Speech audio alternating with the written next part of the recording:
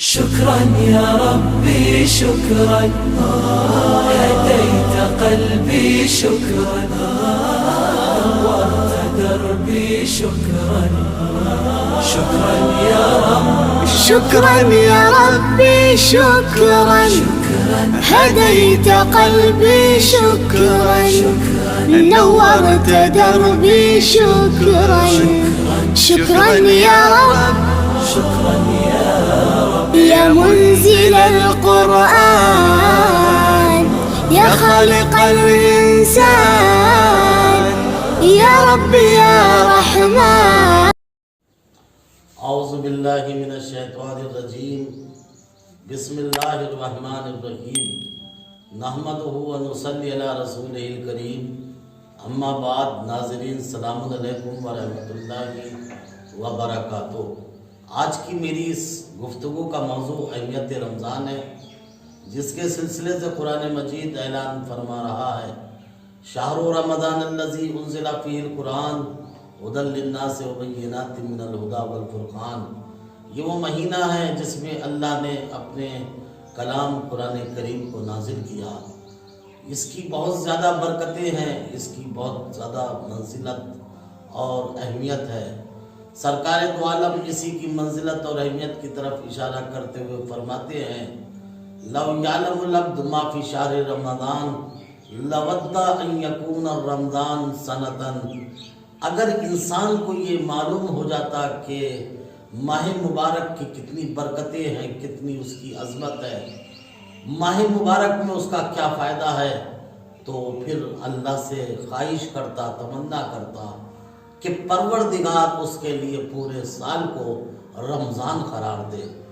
اس لیے کہ رمضان وہ مہینہ ہے جس میں پروردگار عالم، یہ بھی سرکار کی حدیث ہے کہ وکل اللہ الملائکۃ للدعاء بالصائمین، پروردگار کچھ فرشتوں کو روزے داروں کے لیے دعا کے لیے معین اور مقرر کرتا ہے، جن کا کام صرف و صرف روزے داروں کے لیے دعا کرنا ہے. یہ وہ مہینہ ہے جس میں برکتوں کا نزول ہوتا ہے. سرکار دو عالم فرماتے ہیں اِنَّ أَبْوَابَ السَّمَاءِ تُفْتَحُ مِنْ أَوَّلِ لَيْلَةٍ وَلَا تُغْلَقُ إِلَىٰ آخِرِ لَيْلَةٍ مِنْهُ. یعنی ماہ مبارک رمضان وہ مہینہ ہے جس میں آسمانوں کے دروازوں کو کھول دیا جاتا ہے پہلی تاریخ سے لے کر اور آخری تاریخ تک ان دروازوں کو بند نہیں کیا جاتا. مسلسل رحمت الہی کا نزول ہوتا ہے، برکتوں کا نزول ہوتا ہے. اسی وجہ سے آگے چل کر سرکار دو عالم ارشاد فرماتے ہیں، آپ فرماتے ہیں کہ یہ وہ مہینہ ہے ہوا شہر اللہ. یہ وہ مہینہ ہے جسے اللہ کا مہینہ کہتے ہیں. یہ ضیافت اللہ کا مہینہ ہے. یعنی ضیافت اللہ کا مطلب ہوتا ہے یعنی اللہ میزبان ہے، اس نے اپنے سفرے پر، اپنے دسترخوان پر مومنین کو بلایا ہے. میرے ناظرین، ذرا غور کرنے کی بات ہے، کبھی آپ نے دیکھا ہے کہ کسی میزبان نے آپ کی دعوت کی ہو اور اس نے کھانے کا انتظام نہ کیا ہو؟ نہیں، ایسا نہیں ہوتا کہ کوئی دعوت کر آئے اور وہ کھانے کا انتظام نہ کرے. نہیں، دعوت کرنے سے پہلے پلان کرتا ہے اور جیسا مہمان ہوتا ہے اور جیسا میزبان ہوتا ہے اپنی شایان شان حسب حیثیت، اپنی لیاقت کے اعتبار سے اس مہمان کا انتظام کرتا ہے. اب غور کرنے کی بات ہے کہ ہمارا میزبان جو اس مہینے میں ہے وہ میزبان ہے جو علی کل شیء قدیر کا مصداق ہے، جس کے قبضہ قدرت میں پوری کائنات ہے. وہ ہمارا میزبان ہے. تو ظاہر سی بات ہے جب ہمارا میزبان قادر مطلق ہے، مختار کل ہے، تو یقیناً اس نے ہمیں اپنے سفرے پر جو بلایا ہے، اپنے دسترخوان پر بلایا ہے، اس نے کتنی نعمتوں کا انتظام کیا ہوگا. اسی وجہ سے سرکار فرماتے ہیں یہ وہ مہینہ ہے کہ جس کے اندر یضاعف فیہ الحسنات، اس میں جو انسان کار خیر کرتا ہے اس کو 2 برابر کر دیتا ہے، اس کو دگنا کر دیتا ہے. وَيَمْحُ فِيهِ السَّيِّئَاتِ، اور اس مہینے میں گناہوں کو محو کرتا ہے، مٹا دیتا ہے۔ جتنے بھی نقصانات اور جتنے بھی جو ہے کمیاں ہوتی ہیں، معائب ہوتے ہیں، ان سب کو پروردگار چھپا لیتا ہے۔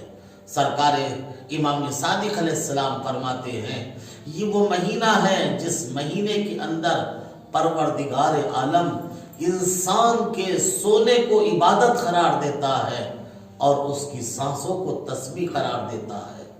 یہ کبھی ایسا نہیں دیکھا ہوگا۔ اور اس کے بعد آپ فرماتے ہیں لِكُلِّ شَيْءٍ رَبِيٌّ وَرَبِيُّ الْقُرْآنِ الشَّهْرُ رمضان۔ ہر چیز کی ایک فصل ہوتی ہے اور قرآن مجید کی فصل ماہ مبارک رمضان ہے۔ یہ ربیع قرآن ہے اور ربیع قلوب ہے۔ ربیع قلوب کا مطلب بھی یہ ہوتا ہے کہ جب کسی چیز کے اوپر بہار آتی ہے تو اس کے اوپر شادابی آتی ہے۔ قرآن مجید کا نزول بھی اس مہینے میں دلوں کی شادابی کا سبب بنا ہے۔ اب اس میں اپنے اپنے نصیب اور مقدر کی بات ہے کہ کوئی انسان اس سے استفادہ کر پاتا ہے اور کوئی انسان اس سے فائدہ نہیں اٹھا پاتا۔ اب ظاہر سی بات ہے چشمہ الہی تو بہہ رہا ہے، چاہے انسان پیاسا مر جائے یا اس سے سیراب ہو جائے۔ مگر یاد رکھیے گا اتنی عظمت جو قرآن مجید کی ہے، اتنی عظمت جو ماہ مبارک کی ہے، یہ ماہ مبارک کی عظمت سب کے لیے نہیں ہے، ان افراد کے لیے ہیں جو اس ماہ مبارک میں روزہ رکھتے ہیں۔ میں نے آپ کی خدمت میں عرض کیا اتنی جو اہمیت ہے ماہ مبارک کے رمضان کی، یاد رکھیے گا شریعت نے کچھ عبادات رکھے ہیں، کچھ معاملات رکھے ہیں، مگر معاملات ہو یا عبادات ہو اس کا ایک پہلو ہوتا ہے، یا تو مادی پہلو ہوتا ہے یا معنوی پہلو ہوتا ہے۔ مگر ماہ مبارک رمضان میں جو اللہ نے روزے کو واجب قرار دیا ہے اس کے دو پہلو ہیں، ایک معنوی بھی پہلو ہے، ایک مادی بھی پہلو ہے۔ مادی پہلو اتنا بڑا ہے کہ اگر کوئی اس کے اوپر عمل کر لے تو زندگی میں کبھی بیمار نہ ہو۔ اسی وجہ سے سرکار نے فرمایا سومو تساہو، روزہ رکھو تاکہ تم صحت مند رہو۔ کتنی بڑی بات ہے کہ انسان کی صحت اور سلامتی کی ذمہ داری یہ روزہ لیتا ہے۔ اگر کوئی انسان کتنا ہی بڑا بیمار کیوں نہ ہو جائے، اگر وہ روزہ رکھ لیتا ہے تو اس سے کتنا بڑا فائدہ ہوتا ہے، اور معنوی فائدہ کتنا ہے کہ قرآن خود پروردگار حدیث قدسی میں ارشاد فرماتا ہے کہ اے میرے بندے تو روزہ رکھ، اس کی جزا میں خود تجھے دوں گا۔ والسلام علیکم ورحمۃ اللہ وبرکاتہ۔